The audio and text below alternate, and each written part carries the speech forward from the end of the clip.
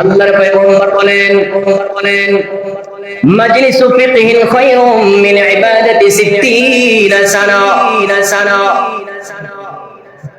আল্লাহর জমিনে আল্লাহর কোন বান্দা যদি একটা মাসআলা শেখে, মাসআলার মজলিসে বসে ওই মজলিসে যতক্ষণ পর্যন্ত থাকবে প্রত্যেকটা মুহূর্তে যাররা পরিমাণ মুহূর্তে 60 বছর যদি কোনো আল্লাহর বান্দা লাগাতার শুধু নামাজ পড়ে, সকাল থেকে পরবর্তী সকাল পর্যন্ত যদি নামাজ পড়ে, মাঝখানে খাওয়া দাওয়া করবে না, ঘুমাবে না, অন্য কোনো কাজ করবে না, 60 বছর পর্যন্ত যদি একেবারে হালাল খাওয়ার পরে ইবাদত বন্দেগী করে, যে সবটুকু হয়তো আল্লাহর নবীজি বলেন ওই 60 বছর নামাজের সওয়াব আল্লাহ রাব্বুল আলামিন দান করে দেন।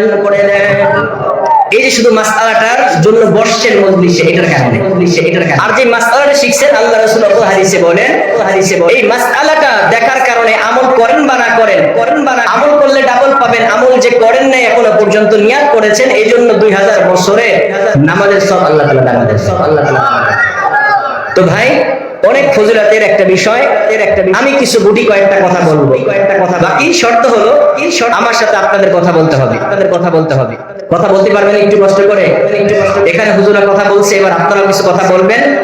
পৃথিবীর শুরু লগ্ন থেকে বাবা আদম থেকে শুরু করে কিয়ামত পর্যন্ত যত মানুষ আসবে, যত উলামায়ে কেরাম এসেছেন আসবেন, যত আম্বিয়া আলাইহিস সালাতু ওয়াস সালামরা ছিলেন, বর্তমান আর সামনে আসবে, নবী তো আরেকজনই আসবেন, নবী হিসেবে না, আল্লাহর বান্দা হিসেবে ঈসা, তিনি পর্যন্ত যত দাওয়াত দিয়েছেন, আজকে সব দাওয়াত অল্প কথায় শোনাবো আপনাদেরকে, যদি আপনারা একটু সময় নিয়ে শুনেন। প্রথম কথা হচ্ছে আগের ওয়াইজরা তারা আলোচনা করেছেন আল্লাহ তাআলার বিষয় নিয়ে, কিয়ামতের বিষয় নিয়ে, আল্লাহর ইবাদত বন্দেগী করতে হবে সেই বিষয় নিয়ে। এখন বর্তমান যেহেতু আপডেট হয়েছে, অনেকের তো মনে প্রশ্ন, হুজুর আল্লাহকে দেখি না, আল্লাহকে বিশ্বাস করতে কষ্ট হয়, কবরকে তো দেখি না, কবরকে বিশ্বাস করতে অনেক কষ্ট হয়। নাস্তিকরা প্রশ্ন করে যে জিনিস দেখি না সেই জিনিসের বিশ্বাসও করতে চাই না। যুক্তি দেখানো যায় যে আপনি তো আপনার গায়ে যদি ব্যথা পান সেটাও দেখানো যায় না। এগুলো পুরাতন শব্দলীল। যদি বলা হয় ভাই আপনার মোবাইলে যে সিম, এটার মধ্যে যে একটা নেট আসে, এটা যে নেটটা কোন দিক দিয়ে আসে ওই রাস্তারও দেখা যায় না। এরপর আপনার মোবাইলে নেট আছে না নাই এই কথা আমরা মুখে বলি কি বলি না? বলি। কিন্তু আজকে আমি দেখাতে চাইবো আল্লাহর সাথে আপনার আমার যে সম্পর্ক আছে আল্লাহ দেখাই দিয়েছেন। আল্লাহ শুধু একটু খুঁজে নিয়ে বের করতে হবে, শুধু একটু খুঁজে বের করতে হবে। আজকে একটু ধৈর্য সহকারে যদি বসি ইনশাআল্লাহ আমি দেখিয়ে দিব। আল্লাহ রাব্বুল আলামিন বলেন পারা নাম্বার 15 মধ্যে 20 নাম্বার সূরা বনি ইসরাঈলের 11 নম্বর পৃষ্ঠা 15 নম্বর পৃষ্ঠা বলেন ওয়ালিল্লাহিল আসমাউল হুসনা ফাদউ বিহা। আল্লাহ রাব্বুল আলামিনের অসংখ্য অগণিত নাম রয়েছে। আল্লাহর এই নামগুলোর মধ্যে থেকে যেই নাম তোমাদের পছন্দ হয় আল্লাহর সেই নাম ধরে আল্লাহকে ডাকো। আল্লাহর পয়গম্বর হাদিসের মধ্যে বলেন আল্লাহ তাআলার 99টা নাম রয়েছে। তবে সব নামগুলোর মধ্যে একটা শ্রেষ্ঠ নাম, যেই নাম বাংলাদেশেও যেভাবে ডাকে, সৌদিতে একই রকম ডাকে, আমেরিকা একই নাম ডাকে, আল্লাহ। সবচেয়ে শ্রেষ্ঠ নামের নাম কি? আল্লাহ। বিসমিল্লাহ। সব জায়গায় আল্লাহ নাম, আল্লাহর 99টা নামের মধ্যে সবচেয়ে উত্তম নাম, সবচেয়ে পাওয়ারফুল যে নাম, সেই নামের নাম কি? আল্লাহ। আল্লাহ নাম লিখতে আমরা যারা ন্যূনতম আরবি পারি, এই নাম লিখতে কয়টা অক্ষর প্রয়োজন করে চিন্তা করি নাই, হুজুর হিসাব করি নাই। আলিফ লাম হা। আল্লাহ কয়টা অক্ষর পড়ে? আলিফ লাম হা। কয়টা অক্ষর বসে? 5টা অক্ষর পড়ে আল্লাহ শব্দ লেখার জন্য। আল্লাহর নাম যদি লিখতে হয় 5টা অক্ষর উচ্চারণ করতে হবে, 5টা অক্ষর লিখতে হবে। এই 5টা অক্ষরের নাম হচ্ছে আল্লাহ। ও ভাইয়েরা আমার, জোরে আওয়াজ করে বলতে হবে আল্লাহর যত পয়গম্বর ছিল, যতজন নবী আলাইহিস সালাতু ওয়াস সালাম দুনিয়ার মধ্যে আল্লাহ পাঠাইছেন, সবচেয়ে শ্রেষ্ঠ নবীর নাম কি? সবচেয়ে শ্রেষ্ঠ নবীর নাম কি? একটু আস্তে করে বলেন, শুনতে পাইনি, আর একটু আস্তে বলেন। মুহাম্মদ সাল্লাল্লাহু আলাইহি সাল্লাতু ওয়াস সালাম সবচেয়ে শ্রেষ্ঠ নবী যে নাম, সেই নাম আল্লাহর পয়গম্বরের অসংখ্য নাম রয়েছে। উত্তম নাম মুহাম্মদ, কোরআনের 4 জায়গায় আসছে মুহাম্মাদুর রাসূলুল্লাহ।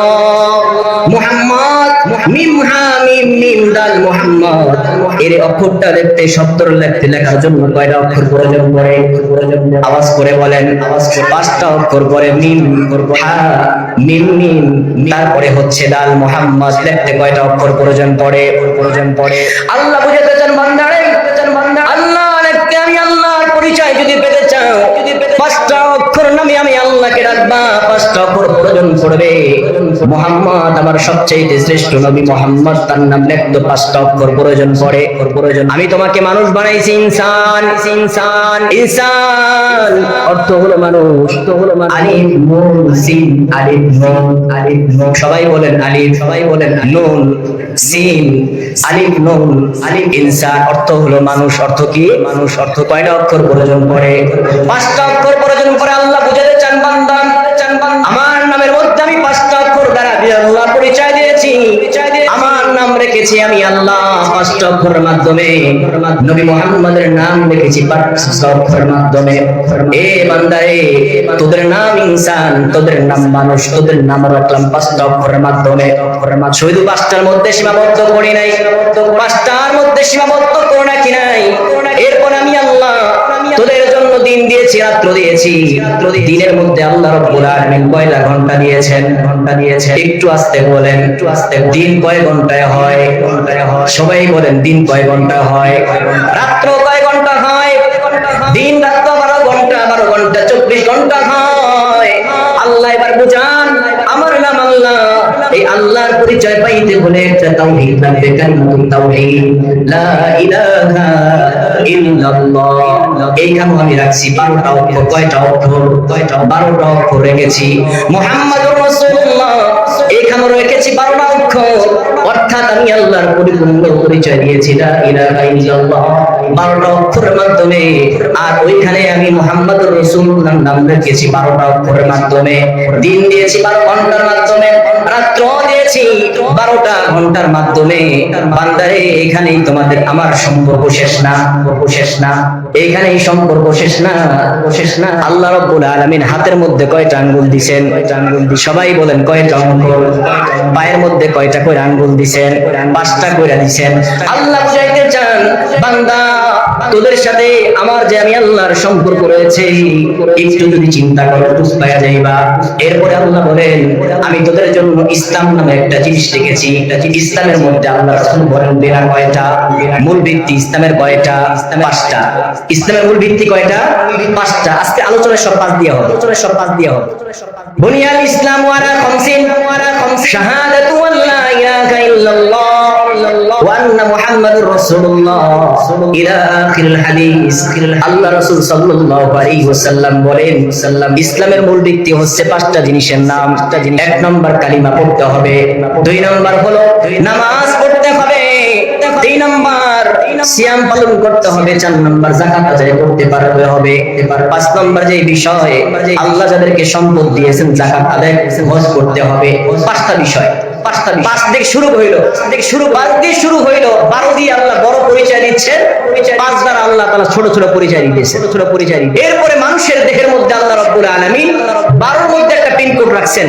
অর্থাৎ 12টা ছিদ্র মানুষের পুরো দেহটা অবকাঠামো আল্লাহ লেখা রাখছেন আপনি আমি চিন্তা করি নাই 12টা ছিদ্র আছে মানুষের হুজুর এই আলোচনাগুলো বুঝতেছি না ইনশাআল্লাহ একটু পরে বুঝে আসবে 12টা ছিদ্র রাখছে আমাদের চোখ কয়টা সবাই আওয়াজ করে বলেন নাকের মধ্যে ছিদ্র কয়টা হইছে জবান কয়টা হইছে মায়ের স্তন কয়টা হইছে সবাই বলেন কান কয়টা হইছে নাভি একটা কয়টা হইছে এরপর লজ্জা স্থান সবার দুইটা না একটা দুইটা মিলা কয়টা হইছে ভাই আল্লাহ এটা বুঝাইতে চাইতেছেন বান্দা আমার পরিচয় পাও না ওয়ালা ইনসালতাহুম মান খালাকাস সামাওয়াতি ওয়াল আরদা লা ইয়াকুলুনাল্লাহ আল্লাহ কোরআনের 21 পারার 2 নম্বর পৃষ্ঠা এবং কি 12 নম্বর পৃষ্ঠা আল্লাহ বলতেছেন কাফেররা নবী আপনাকে প্রশ্ন করবেন আসমান জমিনের আল্লাহকে মানি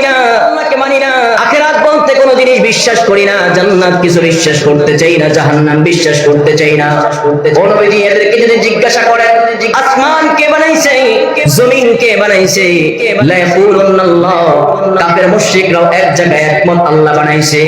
আল্লাহ বলতে চান বান্দারে এবার পরিচয় ভালো করে জেনে নাও, আমি আল্লাহর নাম রাখছি 5 অক্ষরের মধ্যে, নবীর নাম রেখেছি 5 অক্ষরের মধ্যে, তোদের নামও রাখেছি 5 অক্ষরের মধ্যে।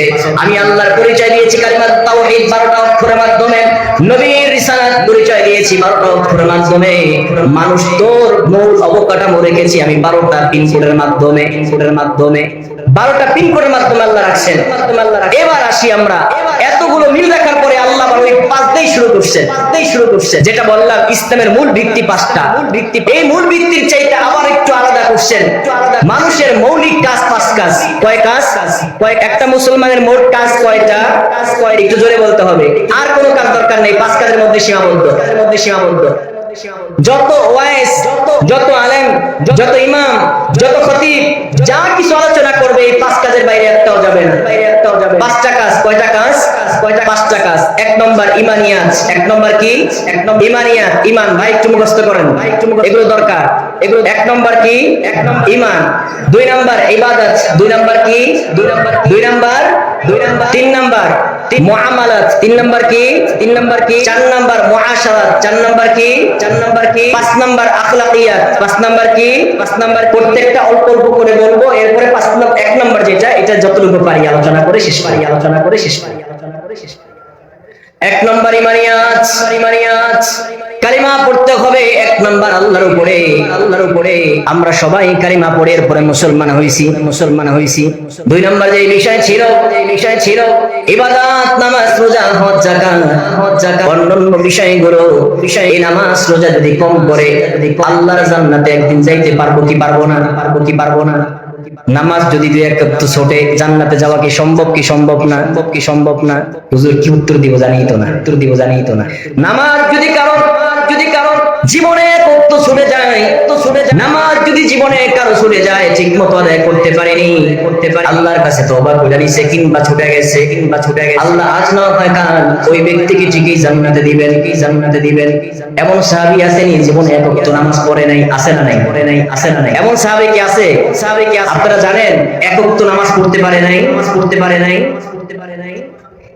এক ওয়াক্ত নামাজ পড়তে পারে নাই, ঈমান আনছে, সাথে সাথে জিহাদের ময়দানে চলে গেছে, ঈমানের থাকা অবস্থায় শাহাদাত বরণ করেছেন, আল্লাহর জান্নাত ঢুকে গেছে। কি করতে পারে নাই ভাই? এক ওয়াক্ত নামাজ পড়তে পারে নাই। 2 নম্বর এমন সাহাবী আছে 2 নম্বর এমন সাহাবী আছে মুআমালাত করার সুযোগ পায় নাই। 3 নম্বর মুআশারাত, বেচা কিনা, মানুষের সাথে আখলাক তবিয়াত, এগুলো করার সুযোগ পায় নাই। আমরা কোন ব্যক্তি আছি যার প্রতিবেশীর সাথে সমস্যা, ঝগড়া নাই? টুকটাক হয় কি হয় না? বলেন। তাই মুআমালাত, মুআশারাত, বেচা কিনার মধ্যে ভেজাল দেই নাই এমন কোন ব্যক্তি আছি? ব্যবসা করছি কি করি নাই ভাই বলেন? টুকটাক সমস্যা করছি কি করি নাই? করেছি। টুকটাক সমস্যা কম বেশি করেছি। 5 নম্বর আখলাকিয়াত, চারিত্রিক সমস্যা আমাদের মধ্যে নাই এমন কোন ব্যক্তি আছি? আচ্ছা, এই 5টা কথা বলছিলাম। 1 নম্বর ইমানিয়াত, 1 নম্বর ঈমান, 2 নম্বর ইবাদত। ভুলে যায় না ভাই, সারা জীবনের ওয়াজ, যত ওয়াজ করবে, যত উলামায়ে কেরাম, এর বাইরে নাই। 2 নম্বর ইবাদত বলছি, 1 নম্বর ঈমান, 2 নম্বর ইবাদত, 3 নম্বর মুআমালাত, বেচা কিনা বলতে পারেন। 3 নম্বর কি? বেচা কিনা। 4 নম্বর মুআশারাত, মানুষের প্রতিবেশীর সাথে লেনদেনের ব্যবস্থা। 5 নম্বর স্বভাব চরিত্র। 5 নম্বর। আচ্ছা, আমাকে এবার একটু উত্তর দেন। এই 4টা গুণ আমাদের মধ্যে ত্রুটি নাই কার? এমন কেউ আছে? ত্রুটি নাই এমন কেউ আছে? ত্রুটি আছে। এরপর আমরা কি জান্নাতে যাওয়া আটকায় থাকবে 4 কাজের কারণে? উত্তর দেন। 4 কাজের জন্য কেউ আটকায় থাকবে না। এগুলোর কমতি থাকলেও আল্লাহ আজ না হয় কাল ঠিকই জান্নাতে নিবেন, মাফ করে দিবেন। কিন্তু 1 নম্বর যে বিষয় কালিমা, এর মধ্যে যদি কোনো শিরক থাকে, এর মধ্যে যদি কোনো সমস্যা থাকে, জান্নাতে যাওয়া কোনোদিন কিনা সম্ভব